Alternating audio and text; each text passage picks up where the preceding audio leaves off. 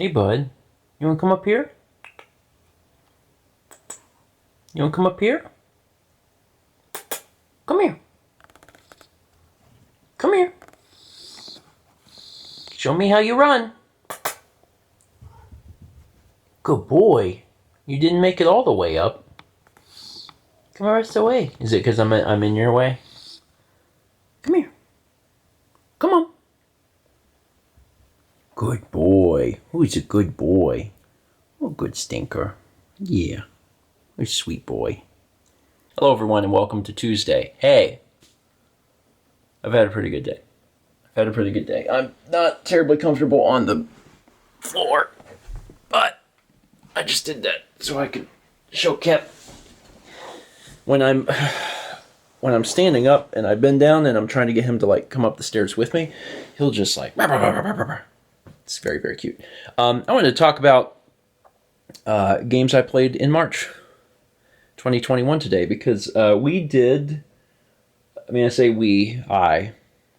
another First 20 today. And that's a little weird because we just did one 2 weeks ago, but got an email from Nintendo and they were like, hey, do you want to try out Bravely Default 2? And I was like, yeah, actually I would. I've heard good things about that series and the interesting combat mechanics in it. And I was like, yeah, I want to try that out. So they wanted me to play it within a certain amount of time. And I was like, okay, well, I'll just do another First 20 stream because I have more games to show off anyway. So that's what I did. So I'm going to be talking about 4 games that I played today.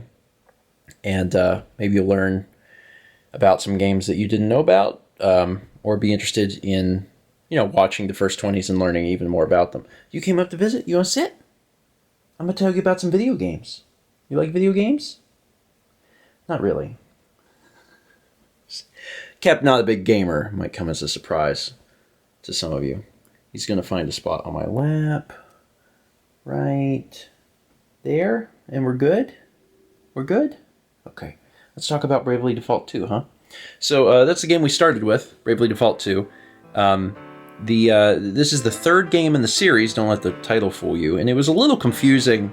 I had to look it up on Wikipedia first, and then Chad actually explained it kind of in the same way that the Final Fantasy games exist, where you've got Bravely Default, which came out many years ago for 3DS. It had a sequel called Bravely Second, and now we're at Bravely Default 2, which is not a sequel, but is kind of in the same universe.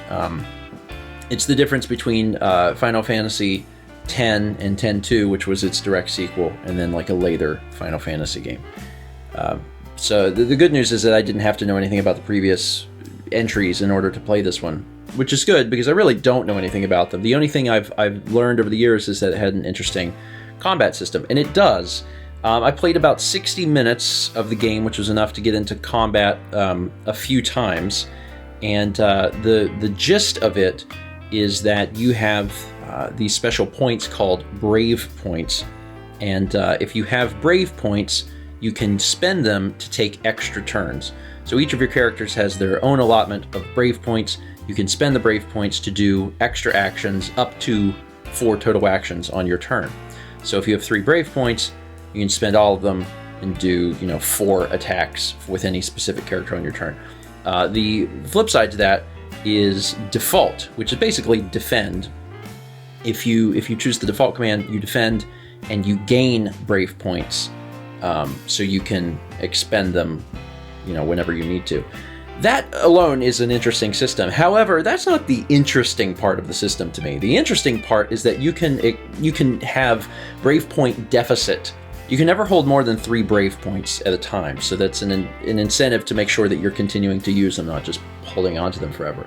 But you can use Brave Points that you don't have, also up to 3. So on your first turn, you can actually go into a -3 Brave Point deficit and then spend, these Brave Points that you don't have in order to do these extra attacks.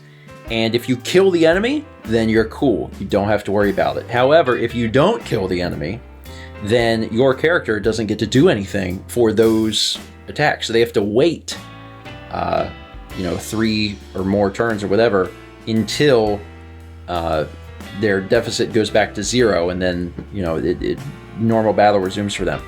It's a super interesting system. It's a super interesting system. It's obviously has a lot of value during things like boss fights, but it has a lot of intrigue just in the normal battles that you encounter, because you can essentially, and I tried this, where I started a normal battle and I went full brave, like right at the beginning, brave points I did not have, in order to try and kill the enemies and see if it would work, and it did. And you can study the enemies to learn their weaknesses and stuff, so I knew like kind of what I was dealing with how much health and stuff they had, and I was able to do that. And it's just a really cool system. The story's interesting. I'm not sure exactly where it goes after the first hour. It was fine. The story was serviceable. But the thing that was more interesting to me was the combat. Monsters were also, from the little that I saw, they seemed pretty varied and very animated. They seemed kind of fun. And the designs were cool. But yeah, my takeaway is that, yeah, actually, the reason that people like this series with the interesting combat seems to be a thing. Now, one thing I have heard, and I didn't really experience this in my first 60 minutes, but I've heard from folks that have been playing the second game, is that it's hard. And that it gets very, very difficult. So that might be a selling point for you. Maybe you want a JRPG that's really going to cause you to, to work hard, grind, and then like think outside of the box as far as the strategy that you employ in your battles. If that's the case, you may want to look into Bravely Default 2, because it is a pretty difficult game later on, apparently. After that, we played a game. This is an early access game called Fights in Tight Places, and it's a really, really interesting concept. I personally requested this dev key because whenever I got the email about it, I was like, man, this looks neat. And it does. It's a deck building game, but it takes place in a 3D environment that's gridded, so you've got your X and Y coordinates, and it's like a fight scene simulator almost. So you have a certain amount of energy, which they call momentum, to play your cards, and you're trying to position yourself in the room in order to eliminate the opponents and simultaneously not get hit by the opponents. What's so cool is that the opponents, they're going to do their attack no matter what. So you already know what they're going to do. They're going to punch in front of them. They're going to shoot a gun or whatever. And if you can position yourself to be out of the way, or even better, push enemies into the other enemies into the way, then they'll get punched, they'll get shot, and it's a very satisfying feeling, not only to dance around the room and not get hit, but to then go above and beyond and take an enemy and hit them in such a way where they are then in the line of fire. That sort of thing is really cool. There's also some environmental stuff, because you've got cards that, there's one where you smash someone's head against the wall, so you have to be adjacent to a wall or something like that to do it. You can push enemies different tiles, and depending on where you are, maybe you're near a banister or something, you can push them and it'll just instantly kill them because it pushes them over the banister.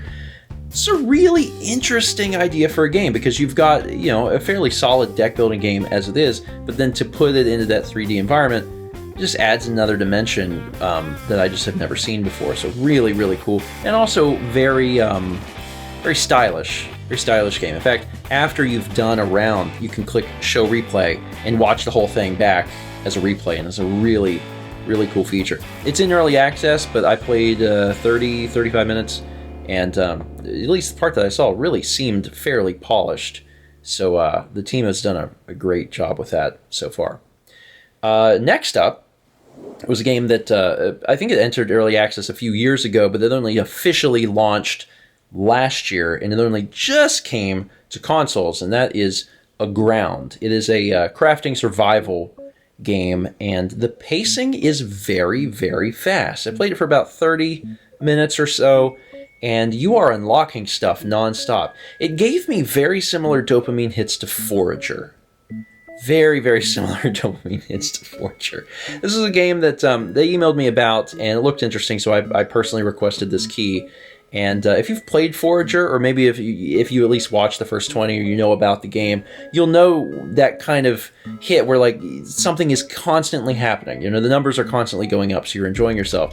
This is a little different. It's not the exact same as Forager, but because something is always happening, you do feel like you're constantly making progress. And I made a ton of progress. You crash land on an island, and you think you're alone, but you're not. You meet someone, and you're working together to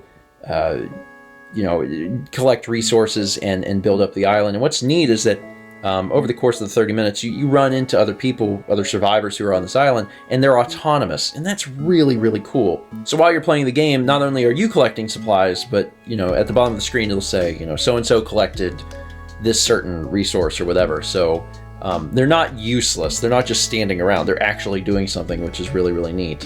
It doesn't seem terribly difficult, but also there's a story involved. So it's not just, just make stuff. That's not what it is. You're supposed to continue moving the story forward. You're meeting new people. You're taking on new quests, building new things. And obviously we didn't see a ton of it in the first 30 minutes, but the pacing is really, really fast, and I think it would hold your interest, assuming that pacing held throughout the course of the game. Must be that helicopter again. I don't know if you can hear that. Shaking the house. Earlier, when we were doing First 20, that happened. And Mal let me know that it was a helicopter that was assisting with a fire or something. So I guess that helicopter finished and is leaving. I don't know. But whenever it came by, I was like, man, that shook the entire house. And just now, also, like the entire house was shaken. So it's flying pretty low. Anyway, back to what I was talking about. Ground does. I really liked it. Ground is the type of game similar to Forager that I don't know that I would necessarily bring it to the channel or streams or anything. But it's the sort of game I'd really like to play on my own time to see where it goes. Because apparently, like, you keep building things and things keep getting bigger and more updated, and eventually you even go to like space. So like, there's definitely something to it, and I don't know exactly how long the game is, but it seems like it would be some concentrated fun throughout, and that sort of thing really interests me. And then the final game was actually a poll. I had three, and this is funny, I had 3 deck building games that I let the chat choose between Cardpocalypse, Iris and the Giant, and the one that we played. Luck Be Landlord. Luck Be Landlord is what they chose, just barely. And that's a game that's also still in early access, and it's a deck building game, but it's a slot machine deck building game. Really cool concept for a title where you've got basically a blank slot machine, and you're spinning the slot machine, you're trying to earn enough money to pay your rent. And you have a certain amount of spins in order to do that. So after every spin, you get to add a new symbol to the slot machine. And you might wind up with empties, but you also might wind up with the symbol that you add. They all give you a certain amount of coins. And then, of course, being a deck builder, you've got so many things that interact with the other symbols. So for instance, one of the symbols is a banana. One of the symbols is a monkey. If you have a monkey that winds up adjacent to a banana, then the monkey eats the banana and you get bonus points, which it might lead. It might leave a banana peel, which is a different thing, which corresponds with something else entirely. There are so many symbols. It was actually a little bewildering. There was so much, and I got pretty far on my very, very first try, which was not really what I was planning to do, because the first 20 went longer than it really needed to be. Like, people got the concept at 20 to 25 minutes, but it ended up being a 40-minute, playthrough. But it was fun. It was really enjoyable. I don't know how the game could be like long term. They're going to have to add a lot more goals and things like that to make it longer than it is. But it's in early access. They have time, and certainly the concept is super interesting. I've never seen anything quite like it. It was really neat because the different symbols that you add, they all have different rarities. So, you know, a lot of times you're getting common stuff, but then occasionally you'll get something like really rare that shows up. For instance, one of the things that shows up is a chest, so you can get a locked chest. Then, if you want the points, you have to also get a key, and the key and the chest have to show up adjacent to one another. And if they do, then you get all of the coins, and then those symbols are deleted from the, you know, from the game, and you have to continue to add more stuff. Again, really cool concept, really unique concept, and still in early access, so I'm sure they're going to keep adding to it. So that might be one to keep your eye on if you like deck building games that are really fast paced, because that one was, was pretty fast paced, honestly. And that's it. Those are the 4 games. They were all really good. They were all varied. I really enjoyed playing them. There was another... folks had asked if I was going to play Project Triangle, and I have an interest in trying that, but the problem is I'm really keeping my foot down on not doing 2 RPGs per first 20 stream. I really need to keep it to 1 because they always go super long. I knew Bravely Default was going to be an hour long. I just knew it. And I didn't want to add another hour if I could help it. So trying to keep it to just 1 RPG per stream, if any. But maybe Project Triangle is something, what's it called? Project Triangle Strategy, that's it. Will be something that we check out at some point in the future. Anyway, we'll do another one. Late April at this point, because we actually, you know, we just did one 2 weeks ago, and now we're doing another one. We've got quite a bit of first 20, you know, in the canister, which is good because that's less stuff that I have to worry about, because setting up the stream and everything actually takes some time. The good news is, now that I have all of that set up on the other side of the room, I'm basically all set up for Mario.